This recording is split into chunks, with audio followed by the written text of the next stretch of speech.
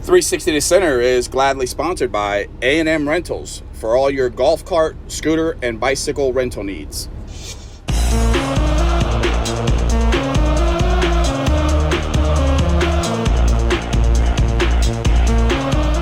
And welcome to another episode of 360 to Center. I'm your host, Crush, and I have a few special guests today, 2 guest hosts, and then 1 very special guest. My 2 special guest hosts are Joy from Key West K Crew and Victor Gallardo. Victor, how you doing? Doing great, Crush. Thanks for having me on, buddy. How you doing, Joy? I'm wonderful. I'm trying to contain my excitement and not freak out that Boog Powell's in the house. Well, she let the cat out of the bag. Our special, very, very special guest on the show today, AL MVP 1958 and 59, Key West Conch, Boog Powell. Boog, how you doing today? Well, I was the MVP in 1970, but we were state champions in 58 and 59. So Right. Yeah, I'm doing really good. I was just It's saying okay. that, That's all you right. were the AL MVP. Ain't no rules. Yeah. But I did that once, and I finished second once, and I finished third once. So I had some pretty good years in between. Yes. And I had some not so special years also. Right. So, but overall, I did okay. I actually just realized this morning I was looking at some clips of you, and I didn't realize not Randy, I almost said Randy Sterling. Nolan Ryan had struck you out in 69, and I didn't put it in the 69 World Series, and I never put it together. I never even heard it, but if Randy Sterling wouldn't have gotten hurt that year, you guys would have been facing each other in the 69 World Series. Yeah, there's no doubt about that. Yeah. I'm not sure. I think Randy threw every bit as hard as Nolan did. I'd never faced Randy before, and I'd faced Nolan in spring training that year in, where were we? Wherever they had spring training. No, we played an exhibition game in Norfolk, and the lights are not too good in Norfolk. When you got somebody out there throwing 100, you got to hurry.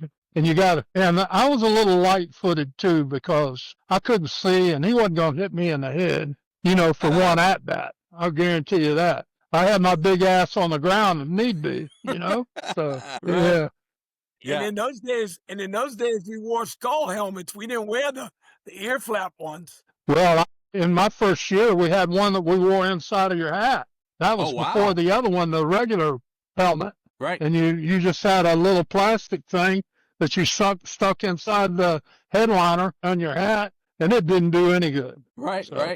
It was lucky nobody got hurt real bad. While you're on that, just to hit on that, you said, Randy threw it every bit as hard as Nolan. When Randy was on the show, he actually told a story that when he was at spring training that year, and he would go to the mounds and the bullpen, and in spring training they have 3 or 4 next to each other, and he would purposely throw at the exact same time as Nolan to see, because back then they didn't have guns. He wanted to see how his velocity is, and his coaches were telling him it was every bit the same, if not even a notch quicker to the mitt. He threw extremely hard, they say. Yeah. Oh, so yeah, that's it. I had the great pleasure of watching him pitch in high school, and I played for his dad for Clayton in Little League, and Randy would come out and throw BP, especially if we were facing somebody that we knew threw really hard in the upcoming games. And it was terrifying for a 12-year-old kid to stand in there against Randy, because I knew how hard he could throw. Yeah. I was one of the. I was like Latani when I was 12 years old. I could hit, I could pitch, I played short, I did all kinds of stuff. But then all of a sudden, I hurt my arm, and so anyway, here I am. Do you mind after all these years? Do you mind if I give ESPN a call tomorrow and let them know? Boog Powell says he was every bit of Shohei Ohtani back in, what year would that have been? Oh yeah, I don't mind. Yeah, I did everything. No. I did everything he does now, but I was 12. Right. Yep. You were the first. Yeah, we won the state. We went to the Little League World Series in 1954, and I pitched 8 games to get out of the state of Florida. And then we went to North Carolina, and we played 3 games in 3 days. I pitched the first game, pitched a shutout, hit a home run, and we won the game against Tennessee. Then we beat Kentucky the second game, and when I played short, I got like 3 hits playing short. And then the third game, I pitched again and shut them out also. I pitched 2 shutouts. I really had good stuff, but then all of a sudden we went to Williamsport, Pennsylvania. Right. And you were the first. And I started a game against Schenectady, New York in Williamsport. They beat me 16-0. So that was it for my pitching. But my arm was hurting, and I pitched so much. You know, a kid today couldn't pitch all those games that I pitched. No, and absolutely not. I might still be playing if I hadn't pitched all those games when I was a kid. Yeah. I bet you could still hit. I always thought I could hit. Yeah. There's no. Hell yeah. I was a punch and Judy hitter. So. Yeah, well, nothing wrong with being a punch and Judy. You got to get on base for the big boys. Absolutely. Hell yeah. I'll take them ribbies. Give me them ribbies, baby. I was a ribby man. For you. I was a ribby man. I loved it. You were the first. Boog Powell was actually first to be in the Little League World Series and then to play in the Big League World Series. That's right. I don't know if a lot of people from. I was the first. No, there was another guy that played for Schenectady that year that I was there, and he was in the major leagues when we played the Dodgers in '66, and we beat the Dodgers 4 straight. He was with the Dodgers that year, but he never played. So I was the first one to actually play in the Little League World Series and play, in a World Series. Right. But he was there. Yeah. I would never want to take it. I don't know if he's any good or not. I know when I was facing him on the mound, when they beat me 16-0, he hit one over the dike in Williamsport. Nobody ever did that before. Where those people slide down on those mats and stuff and cardboard. Yeah. He hit one over the back of that in the lights. And that was with wood. Yeah. Heck yeah. And probably not the same wood they're using today. And then high top, with no baseball shoes. And 58 and 59, Boog, when you were in Key West, you guys were playing at Rex Weech, or were you guys playing at Wickers Field? No, we were at Rex Weech. Okay. And I came to Key West. I came to Key West the year before, and I played on Wickers over there with Sam and Buddy and George and all of that. Right. And one of my main questions, and I will say from one power hitter to another, and I say that lightly. Oh, yeah, boy. they have to split that in sooner or later. Joy, I didn't realize that you could hit the ball that well. Yeah. That's right. That's what I'm talking about. She was a long ball hitter. All right. Don't forget, he was hitting with about a $500 bat. Yeah. Oh, yeah? No doubt. Well, the $500 bat ain't nothing today. Right. I've had my grandson had one that was $500, and he was in college. Heck, there's wood bats now that are $375, $400. Wood bats today, the composite ones. Well, they use a little different wood. They use maple. Yeah. They use maple today, and they use some ash too. But maple is like, man, it's very. Boog, do you remember the Adirondack bats that had the fiberglass handle? I don't remember the one with the fiberglass handle, but I swung Adirondacks. But I had a contract with Louisville. Okay. That I would go up and I'd take an Adirondack to the plate and I'd hit a home run. You don't think I'm carrying that Louisville up there the next time, do you? No. No. Ball players, how superstitious we are. What? Right. Yeah. Hello. Yeah. The question I was going to ask you, Boog, was one of the many, but playing at Rex Weech, I've heard many different stories, some of them from Randy Sterling, but I want to hear it from your mouth. What do you recall the furthest ball that you ever hit at Rex Weech, BP or in a game? Well, probably the longest one I ever hit in a game was that one I hit off the press box up there in up by the street over there. But in batting practice, I hit one across the street over there where George Myra's used to be. You remember the pizza joint? Yes. And I dumped one right on top of there one time. That was pretty good. That was about a $5 cab ride. That's a bomb. Did you get a free pizza? Yeah. No, and I told George later on about it, and he still wouldn't give me one. You know? Wow, that is a Yeah, a lot of balls. The best balls that I hit, I can't say how far they went because nobody saw them come down. That's just that's the way it was. And I hit some real long home runs in the big leagues. yes. Well, I hit a couple out of stadiums in Chicago and Detroit, Boog, landmarkers. I was texting Boog earlier today, something about a home run, and I said, yeah, they called that one a moonshot, and he goes, well, Yeah. they weren't used to seeing many hit in Cincinnati in center field in the upper deck. And I said, in the upper That's right. deck? Wow. Yeah, that was is a pretty shot. good one. Yeah. That's a big stadium. You played with a few good guys in 58, 59. George Meyer was one of them, correct? Yep. And I hear Yeah, George was there. Of course, Sam Holland. And Yep. Sam Holland was playing first, and Bobby Pazzo was playing second, and Cuban Santana was playing short, which was something to see. So Still you probably played- one of the best shortstops I've ever seen Yeah. to this day. Boog, Victor was a part of it. It was a fun show. We did a panel of 5 or 6 guys from Key West, all that played at different times. That name, he was definitely on that list of, so many people that said how good he was. But I didn't realize he was unbelievable. And I was playing left field back in those days. And, I'd break on a ball, and I'd look at it, been 3 or 5 feet off line drive or something, and I was going to get it. And he had it, and he threw it out no matter what. And there was no bad hops for him.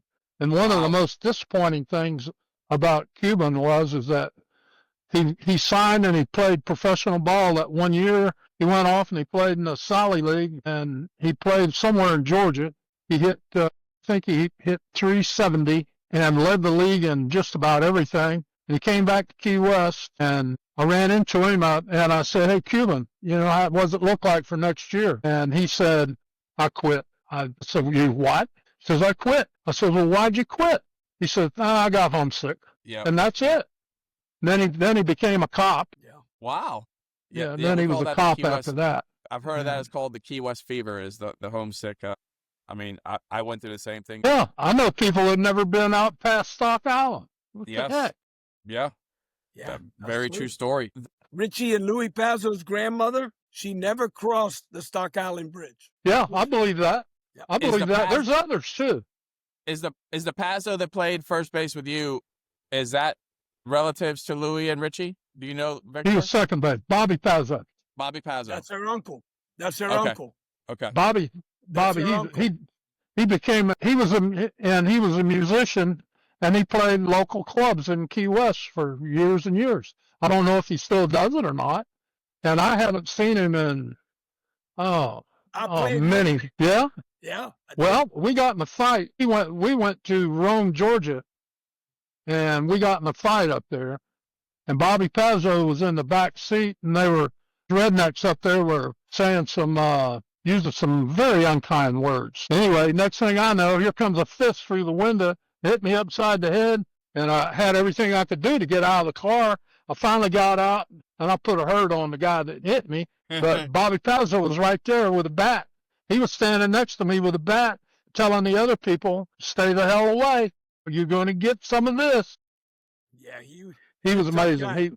He was a good player. Yeah. He was a good player, and I wish I haven't seen him lately. If y'all ever talk to him or whatever, tell him I said hello. Absolutely. I think Brown. I talk to his sister-in-law almost twice a week. Richie and Louie's mom. I'll let her know that, Boog. Okay. All right. And Boog, outside of that, I talk to Sam Holland all the time, and Buddy Owen, and Ronnie Young, and of course we all played. We were the starting 5 on the football team, basketball, and the start 5 of the 9 on the baseball team. There were 5 of us. I did not know Me that. and George and Sam. Yeah, that's a fact. Wow. Ronnie Young was really a good ball player too. He played all kinds of. And George was a really good basketball player. And of course, he threw the baseball. I tried to talk him into playing baseball because he was he was the Nolan Ryan of the Key West High School. You couldn't hit him. Right. So is it true that he would but we all know what happened. Is it true that George Meyer, I just heard this the other day, that he would throw, there was talk that he would throw balls to guys, footballs, so hard that they would jokingly say that it would almost break their fingers.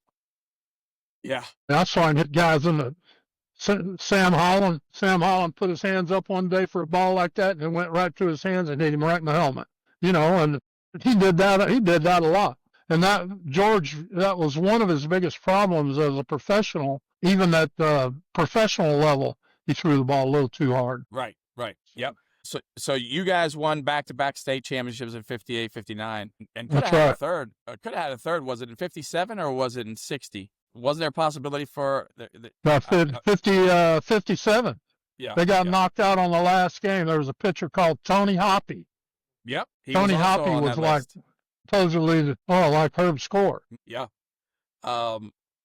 And they lost in 57. But I don't know, Victor or Joy, Joy, since you're on the top side, you go ahead and with one of your, I know you have some questions for Boog. We'll start with you. Okay, since we're talking about the glory days of Conch baseball when championships first started, you already gave that good story about the fight. But what's another memorable Conch game that you were part of that still lives in your head? Oh gosh, well, I'm sitting there trying to think of one. I remember that game, that line drive that I hit off the press box, the football press box. That was pretty nice. I remembered that game. I remembered long home runs, and I played left field, so I didn't steal many bases, but I could have. And I had a good time doing what I was doing, and I knew even though I was an all-state football player and basketball player too, I knew that what I was going to do was play baseball when I got out. And I went to Bluefield, West Virginia, and went up there, and everybody was as good as me. I said, what have I done? This is, look, they all threw like George, and they were all the best hitters I ever saw. And I was right in the middle of it, and I had to catch up. But being from Key West, Key West kids have always been a little on the top end of the curve when it comes to playing baseball and knowing people and being, I don't know, because we see so many people down here, so many different people come into town, we get used to dealing with it. And I wasn't scared to deal with any of those people, so. Right. I had some guys had trouble with that. Right. There were 24 scouts in the stands when we played in state tournament in Fort Pierce, and I didn't do very well in the whole state tournament. I don't know. I was trying too hard. I bombed out, but there were still 3 left at the end, in Baltimore and St. Louis and the Yankees. And the Yankees, I said, they sent somebody over there and said, we'd like you to sign. And the Orioles at St. Louis had offered me $20,000, and the Orioles had offered me 20 also. And the Yankees were there too, and I said, well, you guys going to make an offer? And they said, no, Mr. Stingle wants to see you in Yankee Stadium. And I said, I said, I'm signing right now, and the first one to come up with $25,000 gets me. And the Orioles jumped up, and they went to 25. St. Louis backed out.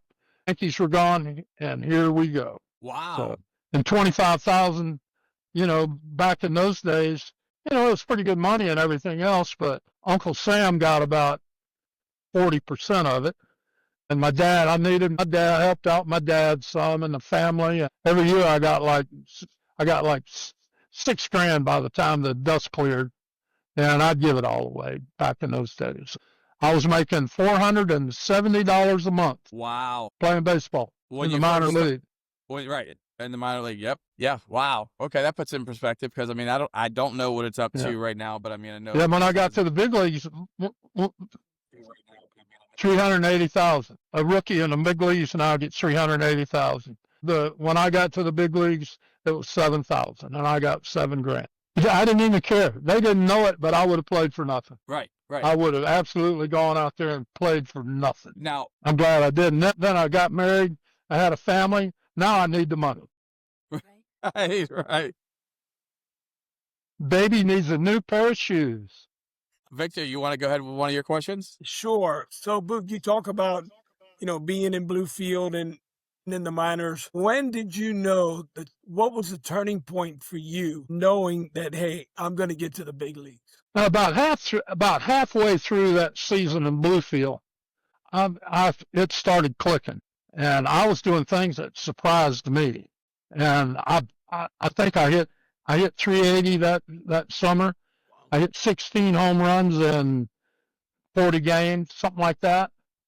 And then I played winter ball. I went to Clearwater, and we had an instructional league in Clearwater, and we played I don't know, like 60 games there. Then I reported to spring training straight from there, and then went the next year. I tore it up in spring training, and Paul Richards was the manager back then. Paul said, "Son, I'd love to take you north with us. You've been our best player in spring training, but you're too young." And I was 19, but I didn't feel like I was, And so anyway, they sent me up to Thomasville, Georgia. Okay. And that's where the Orioles had all of their minor leagues. And there were like 16 teams in Thomasville, Georgia. And I got there and I had number 560. And got there. I left with three guys. Dean Chance was one of them, and another kid named Arnie Thorsland that threw harder than Dean Chance. I don't know if you guys remember Dean Chance, but he was a Cy Young winner for Minnesota. And then Dean Chance, we drove up to Appleton, and my opening day up there, it was snowing, but I hit 320 and I had a good year. And I knew it was just a matter of time. And then the next year I went to Rochester. Well, I played that winter also, and I didn't have any time off for 5 years, and I just played. And then I went to Puerto Rico. I went to Puerto Rico in '62 and '63 in the wintertime, and I picked up a lot of my trade down there. The boys know how to play some ball down there. Yeah, they do. And, Yep. Yeah. And so anyway, that's pretty much the story. You were 19, correct, when you first broke through with the big leagues? No, I was 20. Well, you were 20. Maybe, no. I thought I was 20. I thought I read something today that said you were 19 when you first came into the big leagues. Back then, that didn't happen. Well, let's see. Well, let's see. When I was I signed when I was 17. I went to Bluefield. I turned 18 that summer, and I went to Bluefield the next year and played there. And I turned 18 after Bluefield. And then after that, I think I was 20 when I finally got to the big leagues. Okay. But anyway, I hold the Oriole record for home runs for a person 20 years or younger. Or I don't know what the number is. I don't remember. I hit 39 home runs in '64. So, and I was a baby too. I didn't know what I was doing. That's a short stint in the minors, though, compared to some of these kids today. I had 3 pretty good years. In Rochester, I won the Triple Crown, all except for the batting average, and I won home runs and RBIs, and I hit 3. I was going into the last day of the season with a guy named Ted Savage, and he was playing for Buffalo, and I was playing for Rochester, and he sat down, and I played. And I went 1 for 4, and he beat me by 2 points for the batting title. But a guy named Tom Tresh wins the MVP of the league. Yeah, right. I remember. Wow. Tom All Tresh. politics. All politics. Who would you say was the most impressive pitcher that you remember facing in the big leagues? Oh my God, there's a long list, a very long list. The nightmare for me was Sam McDowell. Southern Sam McDowell. He threw 100 and he'd been drinking. It upset me a little bit. And he was wavering on the mound. And the lefty. And yeah. And he was out there and you couldn't hit him. I mean, nobody could hit him until I guess the booze finally wore off along about the 6th or 7th inning, and we got 1 run off of him, and we beat the hell out of him 1-0. I mean, he was a nightmare, especially from the left side. And Whitey Ford, Mickey Lolich. There's a long list of left-handers that gave me some problems. Winner. That's a 30-game winner, you guys. I wore him out. Who? Denny McClain? Didn't Mickey win 30 games too, Boog? No. Denny McClain. Yeah. I don't think that he won, but Denny McClain was 30-6. Yeah. Yeah. And we beat him 2 times. Yeah. He couldn't get me out. Can you imagine that today? Trying to win 30 games in the specialized era? 20. He even pitched 30 innings. Right. 20 wins. Right. How many won 20 last year? Right. We had four guys on one team that won 20. 1971. I know in the AL there wasn't one pitcher that won 20 games. The most games I think was 19 this year. It's the old what we used to call Milt Pappas. Milt Pappas. Do you remember Milt Pappas? I do. He was in a trade for Frank. He was traded for Frank Robinson. Right. And Milt Pappas with the Orioles, we call him 5 and fly. If he had a 1-run lead in the 5th inning, he was gone. If he was down 1, you couldn't beat him. You're not getting any more. And he's going to be out there to either get that, but he was always, man, he'd come up, oh, my knee's hurting or something if he had a 1-run lead. But anyway, that's the game that part of the game has changed a lot. And some of these relievers they got today, I ain't so sure I'd want to hit off some of them. Right. Yeah. Hey, Chris, can I ask a follow-up? Absolutely. You can ask me anything you want, Joy. So, almost. All right. So my friend Mark Pearson, that's in the K Crew with me, he's from Detroit, Michigan, and he comes down here during the winters, and he's falling in love with conch baseball. But he was around in your playing days and remember seeing you play. So I texted him today, and I said, "You're not gonna believe this, but I'm gonna be talking to Boog Powell tonight. Is there anything you want me to ask him?" And he said, "No, you don't have to ask him anything. Just let him know that we never like to see him on deck." Yeah, Detroit was my favorite place to play. Oh, wow. If I'd have had it to do all over again, I would have signed with the Tigers. Wow. I really would have. And I wanted to sign with the Tigers, because I'm from Lakeland. My family and the Tigers had spring training in Lakeland.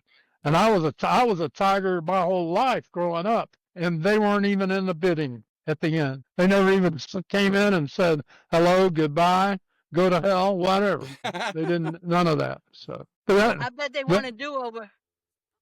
Yeah, well, can you imagine the Tigers, if they'd had Norm Cash and me and the rest of that lineup they had back in those days, Willie Horton, Gates Brown, they had some pitching too. They were good. Yeah.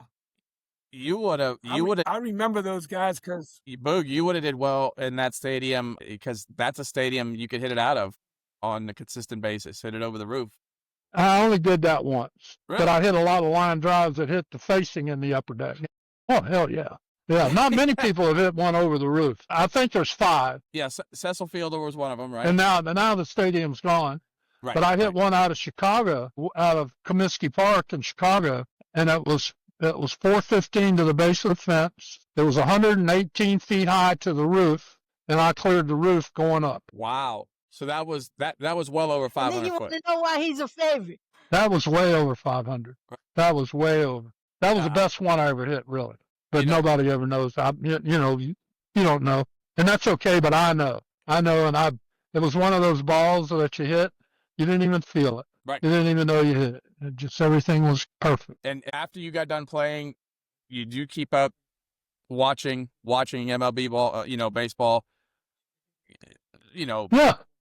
Did you? All right. So who? And it could be from your era, or it could be up to today. Being the power hitter that you were, who was one of your favorite power hitters to watch play? Well, Mickey was incredible. Wow. And I had the privilege to play with Frank Robinson the year that he won the Triple Crown, 1966, and that was quite special also. And that I'm trying to think of the other guy. I'm really trying to play in the National League and right-hand hitter, led the batting title, got about 5 batting titles. Right-hand hitter, played for St. Louis. Oh, what's his name? You guys would know. Anyway, I teach when I talk with him. No, he was after me. He was up.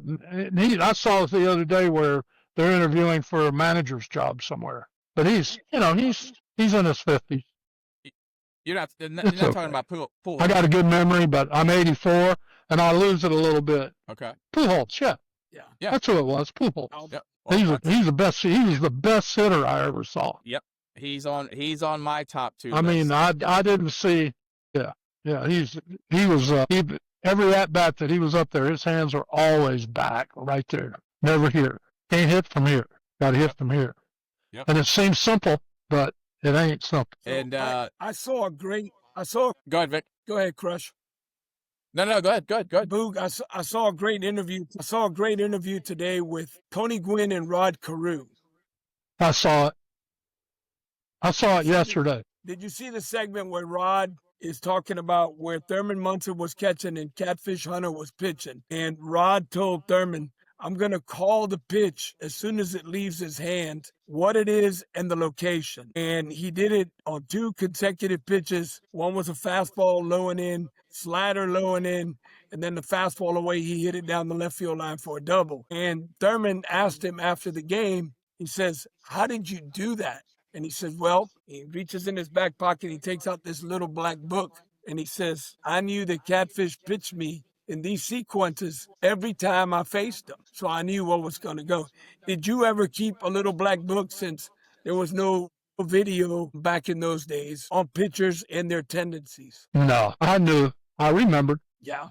I had it all right here. He remembered everything. I had it right there. Yeah. And I remember my last at-bat with him, and Catfish was another one of my mark. I hit him very well. I think I hit 11 home runs off of him. Who did you not hit very well? Oh, there's a list, long list.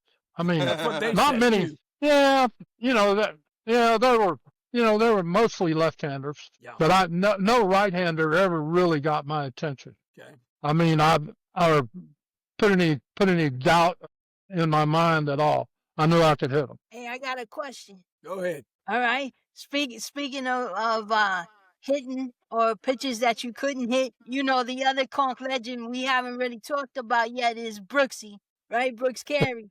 He's a legend in his own mind. Thank you very much. I just let that float. He did strike out Reggie Jackson a few times. You probably heard, right? Oh, sure. Oh, yeah. That wasn't a big deal. But he was a pretty good pitcher. Of course. So you think he can strike you out? Well, it all depends on what he had to drink before he went out on the mound. And he's 30 years younger than me. I don't know how old he is now. But Well, he could probably. He might get me out right now, but he couldn't get me out when we were playing. And your prime and his prime. That's right. Yeah, they'd be putting Joy, another marker why? out there where I hit And one I'm off going to him. tell you why. Brooks's fastball always tailed away from us right-hand hitters. That'd have been right into Boog's wheelhouse. Probably would have landed in the electric plant. Might have. No doubt. Brooksy, I hope you hear this. Yeah, I hope he does cut this too. segment out. He'll call me tomorrow. Dang, Joey, he threw me under the bus. No, Brooksy's a special cat. He is. Yeah, he is. I had a lot of fun with him. I really enjoyed hanging around him. And Boog, there's a story that I heard you tell when you were down just this last year at Tavern on the Town when we had everybody in the brunch that morning. Who was it? Was it Mickey Mantle that came down to Key West and he was in a limousine? And That's right. That's right. What was what? Whitey Ford. Okay. Whitey Ford and Mickey showed up, and we were getting ready to take batting practice. They pulled into the lot there, right there where the, right where the Conch dugout is. And Mickey got out, and I went over there like I couldn't stand it. And they got Mickey to hit, and Mickey took a couple swings and hit one over the bleachers in center field, and he said, "That's it." And they were both having a good time. They were both pretty relaxed. I wasn't going to say they were. Yeah, but it was in spring training for them, and it was a good thing for them because evidently the Yankees wanted them to come down and look at me, but they never got a real look at me. And they went back, and I saw Mickey, some years later. He'd hurt his leg, and I was playing first, and he was he was over there, and him and Whitey had been out all night the night before, and he wasn't playing, and but he was amazing. And in the early days when I saw him, in the early '60s, that was pretty much the end, But Then I played in an All-Star game with him in '68 over in Washington, and he was wrapped from his ankles to his armpits, and he was a mess. But he could still hit, and he could run. He could outrun me backwards, So, and he was a special guy. He was special. One question for you, Boog. I noticed what was the short sleeves on your jersey. Was that something that you tailored that you did from a young age, or is that something you took on in the big leagues? Was that just a comfort thing? How'd that come about? Yeah, it was just a comfort thing, and the sleeves were too tight, so I just took a knife and I cut them underneath here, and then they would go like that.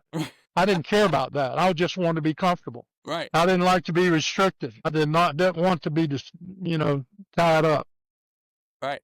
I know that you played for a few different special managers, especially with the 2 World Series you won, but I also know you played your last year with Tommy Lasorda, correct? That's right. I went out with the Dodgers, and Cleveland released me in spring training that year, and the Dodgers were playing over in Arizona somewhere. I don't know. I just thought I'd try to see if I could hook up.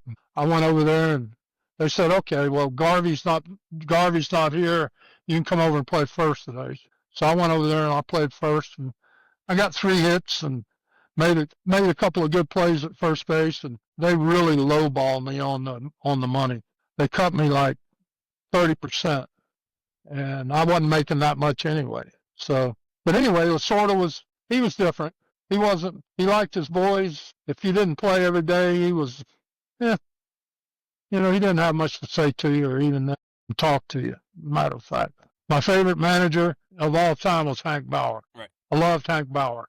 He was like my dad. Right. And then we had Earl Weaver. And then Earl came in there, and I played with Earl in Appleton 8 years before, and he was different too. Yeah. Word on the street is you were just saying. He got thrown out of a lot of games for arguing with the umpire. Yeah, he did. He was just, he was always out there in the middle of them, kicking dirt on them and stuff like that. But he was, underneath it all, he was a pretty good baseball tactician.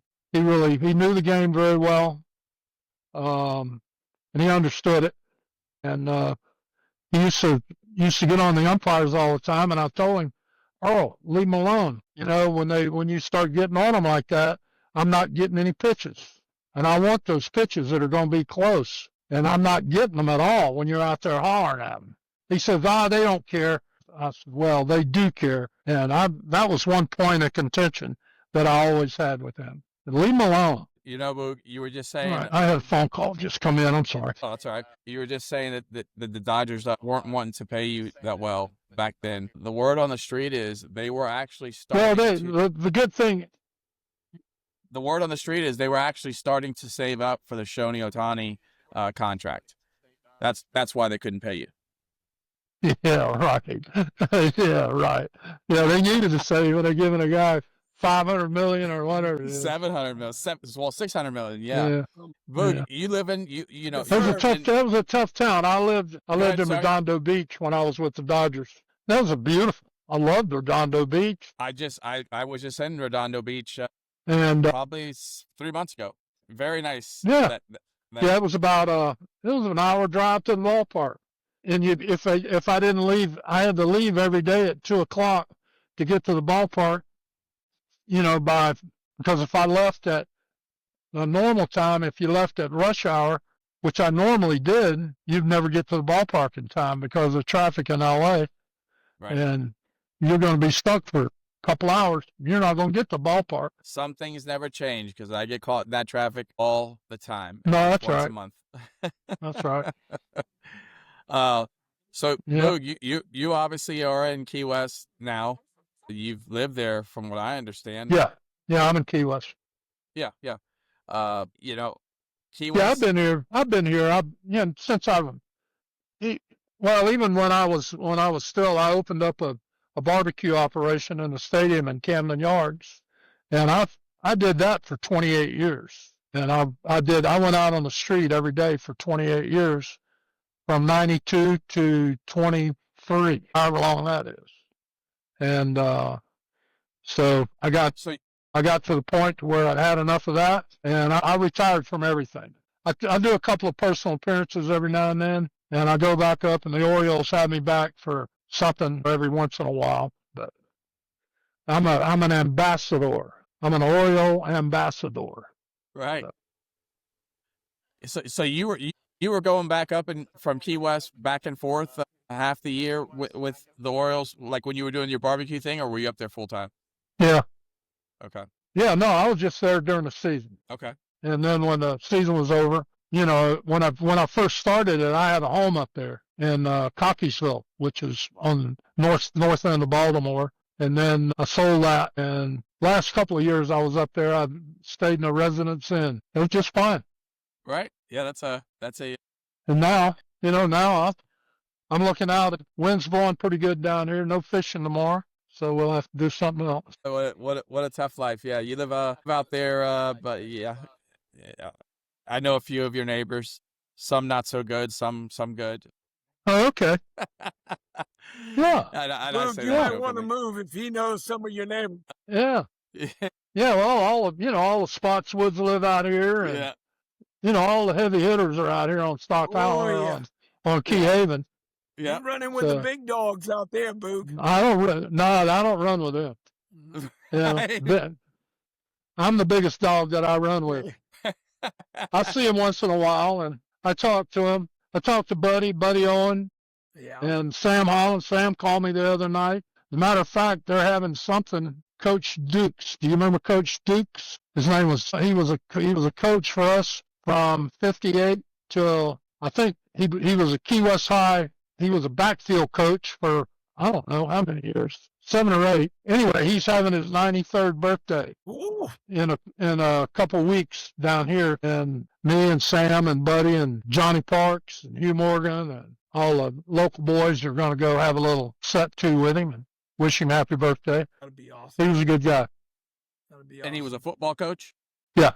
Yeah. Okay. Yeah, he was a kicking coach when I first got there. And my stepbrother, Carl Taylor, I think he still he has the record for a punt from scrimmage with 78 yards. Wow. I know it was 78 yards, but I don't know if anybody knows that. I asked him about it the other day, and he said, I don't remember. Now, come on, Carl. You mean 78-yard punt? That's a pretty good one.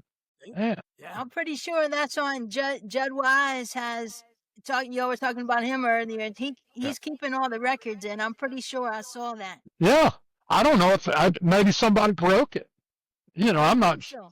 But that's a hard one to break. Yeah. That's quite a punt. Only punter I've ever seen that I actually saw down in Key West. They used to come down and play a softball tournament with the Dolphins I don't know if you remember Reggie Roby. He was. Oh, sure. Yeah, I remember him. He had legs the size of my shoulders. I was a big Dolphins fan. Yeah. Yep. I know he did. Yep. Yeah. So, that guy used to kick. Most of those punters were skinny little guys, though, with little asses and nothing to them, and they could move them. You're right, Boog. In my sophomore year, it crushed my sophomore year at Miami-Dade. I got to work at the Orange Bowl, and my job was the tarp on the field, and I got to stand behind Ray Guy, who punted for the Raiders. Yeah. Like Boog said, that guy was like that, but he no ass so high, it would leave the stadium and come down 60 yards down the field. Unbelievable. Yeah, those guys were incredible. Well, Boog. So, Joy, you got any questions for Boog? I know, right. Oh, Joy, you got. Anyway, that's about it. Right? I got one thing. Okay. Let me just, because before we go, because the K Crew, they'll kick me out if I don't ask you this question. But Crush was telling you earlier that we got a fan club called the K Crew. We sit behind home plate. We hang K's for the pitches. We hype up the crowd. And I just want to cordially invite you to sit with us anytime a home game. We sit right on the front row. We'll get you a good seat, and you're welcome to join anytime you want to come. You're invited. You got an open invitation. Well, I appreciate that. I get out there every now and then for a game. I don't do it as much as I should, but I should come out there more often than I do. We'd love to have you out there this season because Okay. we're winning number 12. Yeah. Well, Boog, when you guys came down to play the Senators in that game, I was 10 years old, and you were cordial enough to take a picture with me, and I still have it to this day. Oh, that's cool. And I thank you very much. I was pretty good about that. Yeah. And I was all of my teammates were, how in the hell did you get us to come to Key West? And it rained that day, and the field was muddy. Yep. And Brooks Robinson, the manager, Earl Wheeler, said, "Brooksy, you're not playing." But I could play. So they had a skeleton crew out there. But I got a couple at-bats that day, but you could hardly stand up in the batter's box. And Rex was doing the best he could. He could. Yeah. Wow. Well, that is good stuff. Great Boog. memories. Yes. All right, guys. We greatly appreciate it, Boog. I'm sure everybody greatly appreciates it when they get a chance to hear from you. I just want to thank you. We all. All right. Well, keep me posted, and I'll see you out at the ballpark. All right. Well, that sounds good. Thank you, Boog. Okay, guys. Joy, and thank you, Victor. Okay. Good talking with you. All right. Yes, sir. 360 is out.